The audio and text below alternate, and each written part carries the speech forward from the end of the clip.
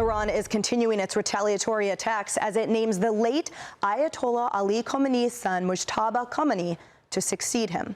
Now, this, Kaylee, a lot of critics are arguing, well, this is an even worse viper. However, some say, yeah, well, he won't be there for long. How do you see this playing into the long game of the American interest in preserving exactly what we've done in this initial week? Well, I think it goes to President Trump's point that the only thing that he is going to accept in this situation is, quote unquote, unconditional surrender. And when we see Iran's reaction over the past couple of weeks, it's pretty easy to understand why the president is making that demand. This is a regime that is not going to respond to diplomatic pressure or even to economic pressure. The Iranian regime has been under sanctions for nearly 50 years and has continued its war of terror against the West and against the United States of America. And I think what President Trump gets right here, that so many people from George Bush to Barack Obama got wrong, is that the only thing the Iranian regime will respond to is force. They are not going to buckle and they are not going to cave. And so that is going to require, pressure from the United States in continuing this affront.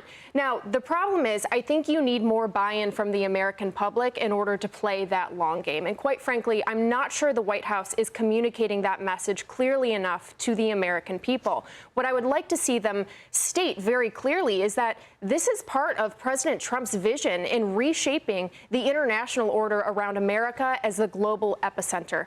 Everything from Venezuela to Greenland, securing our own hemisphere, eliminating the Iranian threat. It is all about boxing China out and making sure that America is ascendant. Now, we may not see the effects of that for quite some time, but future generations are going to benefit from what President Trump is doing here. Now, Kaylee's mentioned finance and funding, and in part we saw, for example, the disastrous agreement under President Obama's watch, where we paid over $1 billion in interest alone to the Islamic Republic for some reason, when the principal was only $400 million. Look, at the end of the day, the point is we've been funding against our interests for quite some time. Now, I think with the import and the of sort of Middle Eastern sovereign nations that are saying, not on our watch anymore, and look, we've evolved long past this, I think those financial interests will be protected and also cut off from the neighbors as well. And I think the neighbors realize now is the time as well. But what this all comes back to, and I'm glad you mentioned President Obama and the pallets of cash.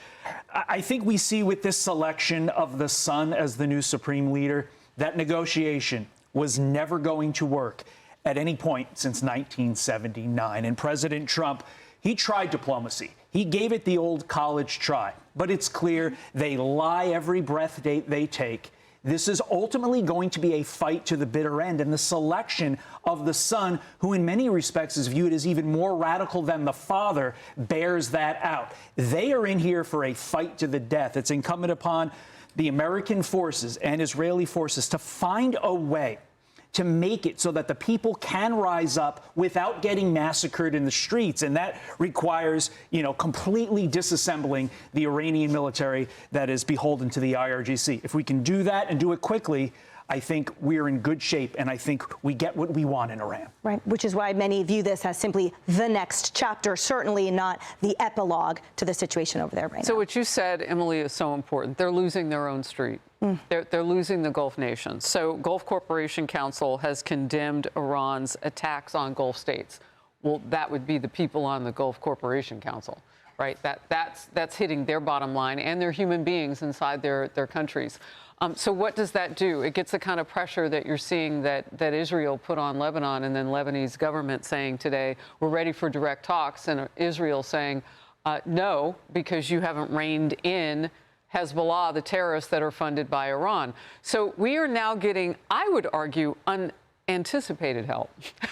Like, you might have thought that they would maybe stay quiet, but actual engagement at this point to talk to the enemies, the proxies of Iran, wanting to talk directly with Israel so that they can figure out a way to have peace. I didn't have that on my bingo card. It is a blessing. And the one phrase that's at the heart of everything, I pointed this out last hour, one phrase, President Trump. I mean, it's almost a verb now.